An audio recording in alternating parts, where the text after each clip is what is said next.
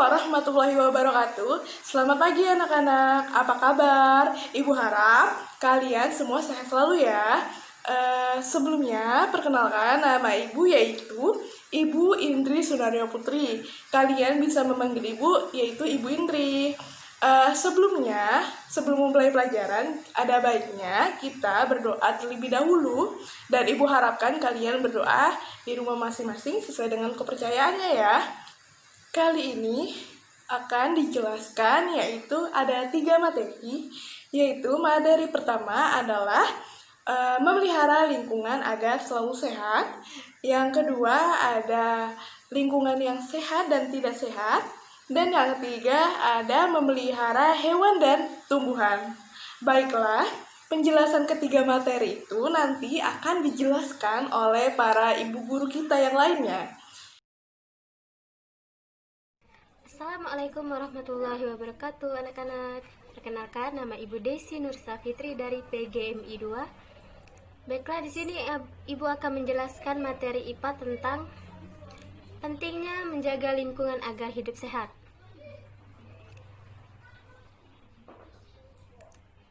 Di sekitar lingkungan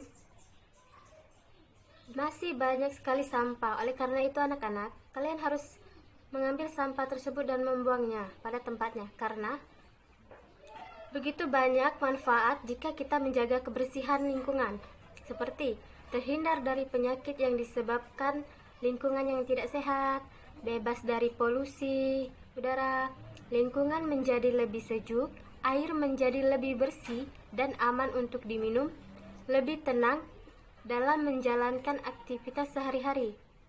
Dan masih banyak lagi manfaat bila kita menjaga kebersihan lingkungan. Kita juga bisa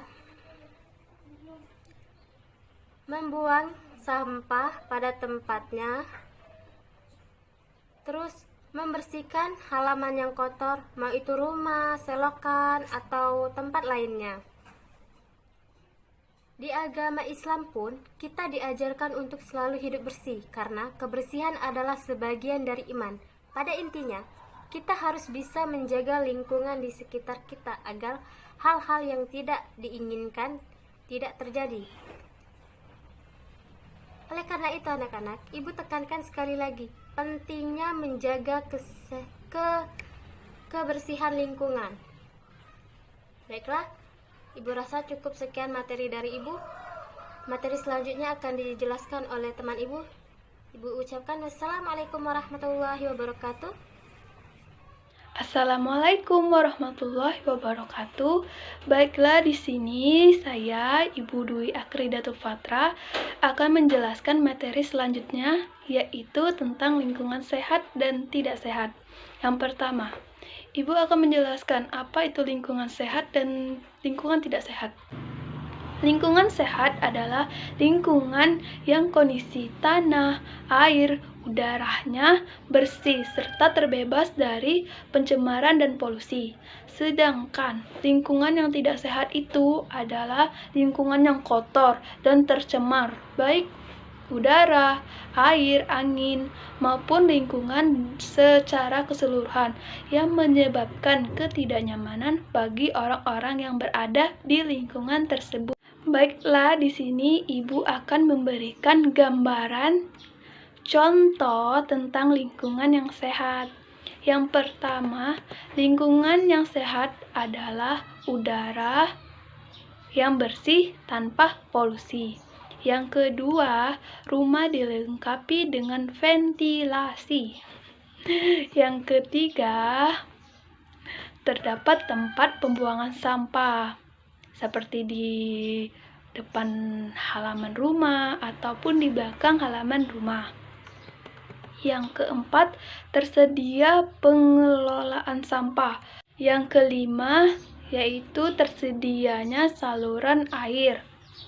Yang keenam, banyaknya tumbuhan hijau, seperti di depan halaman rumah, ataupun di samping, ataupun di belakang. Kenapa harus menanam tumbuhan hijau? Karena tanaman atau tumbuhan itu merupakan saluran udara yang akan membentuk oksigen. Disitulah akan menyebabkan udara yang bersih dan tidak tercemar dari polusi. Yang ketujuh, tersedianya tempat pengelolaan limbah. Maksudnya di sini nih, di lingkungan kita terdapat limbah organik dan non-organik. Nah, di limbah tersebut masing-masing bisa dikelola atau bisa juga dibuang. Yang kedelapan yaitu air sungai bersih dari sampah. Jadi, misalnya, kalau kita membuang sampah, tidak boleh membuangnya di air sungai yang mengalir seperti solakan. Itu akan menyebabkan polusi yang tidak sehat seperti bau, dan kita pun yang merasakannya akan menjadi tidak nyaman. Yang kesembilan yaitu tanah tidak tercemar. Itulah contoh-contoh lingkungan yang sehat. Selanjutnya, ini gambarnya contoh-contoh lingkungan yang tidak sehat. Seperti kualitas udara yang buruk karena polusi. Yang kedua, terdapat sungai yang kotor dan tidak terawat. Yang ketiga, tidak tersedianya sarana kebersihan. Itu akan menyebabkan kotor yang menumpuk di halaman rumah ataupun di lingkungan sekitar rumah. Tidak tersedianya sarana kebersihan. Yang keempat, tidak adanya pohon. Nah, misalnya di depan halaman kita, di lingkungan kita tidak ada pohon, akan terasa gersang, panas, dan tidak terasa sejuk. Yang kelima, tidak tersedia saluran air. Yang enam, lingkungan kumuh. Lingkungan kumuh itu seperti rumah yang ada di bawah rel kereta api, adanya pabrik yang tidak terlokalisasi. Baiklah, itulah penjelasan dari Ibu. Apabila anak Ibu paham, insya Allah paham ya. Ibu akhiri. Wassalamualaikum warahmatullahi wabarakatuh. Assalamualaikum warahmatullahi wabarakatuh. Selamat pagi anak-anak. Perkenalkan, nama Ibu Sri Cahyati. Gimana? Sudah siap belajar hari ini? Jika sudah, kita hari ini akan belajar mengenai cara merawat hewan dan juga tumbuhan. Yang pertama, kita akan bahas tentang cara merawat hewan. Sebelumnya, apa sih hewan-hewan yang sering kita pelihara? Nah, hewan-hewan yang sering kita pelihara ini seperti ayam, kucing, kelinci, ikan, burung, dan lain-lain. Tahukah kalian cara merawatnya? Cara merawat hewan dengan baik dan benar itu dapat dilakukan dengan cara yang pertama itu membuatkan kandang untuk tempat tinggalnya. Yang kedua itu dengan cara memberinya makan. Dan yang ketiga yaitu dapat dilakukan dengan cara membersihkan kandangnya supaya hewan itu merasa nyaman, bersih, dan juga sehat. Yang kedua yaitu cara memelihara tumbuhan. Sebelumnya, tumbuhan apa sih yang sering orang rawat dan juga pelihara? Ya, tanaman yang sering orang pelihara itu seperti tanaman bunga-bungaan, seperti bunga mawar, bunga melati, dan lain sebagainya. Kemudian tanaman seperti sayur-sayuran dan juga buah-buahan.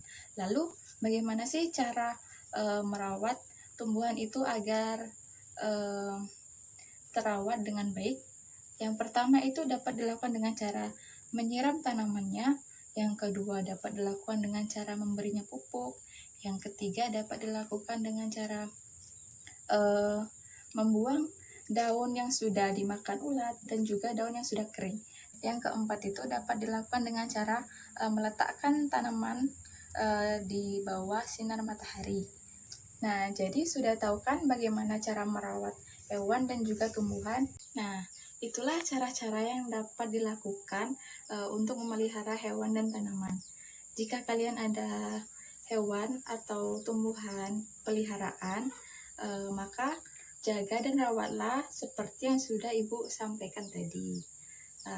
Karena dengan menjaga dan merawat tumbuhan dan hewan itu merupakan wujud bentuk kita dalam mencintai lingkungan. Nah, mungkin itu saja materi yang dapat Ibu sampaikan. Lebih dan kurangnya, Ibu mohon maaf. Sekian, terima kasih. Wassalamualaikum warahmatullahi wabarakatuh. Assalamualaikum warahmatullahi wabarakatuh. Perkenalkan, nama saya Musyatin Khairini dengan NIM 1920201062. Saya akan menyampaikan kesimpulan dari materi yang kelompok 1 bahas yang berjudul memelihara lingkungan. Dari memelihara lingkungan, seperti yang kita tahu, memelihara lingkungan yaitu menjaga kebersihan lingkungan. Mengapa demikian? Kebersihan lingkungan merupakan keadaan bebas dari kotoran. Ada banyak sekali manfaat menjaga kebersihan lingkungan. Yang pertama, terhindar dari penyakit, terbebas dari polusi, dan ada beberapa manfaat lainnya yang sudah dijelaskan oleh teman-teman saya sebelumnya. Kebersihan lingkungan juga sangat penting untuk rasa kesejahteraan masyarakat.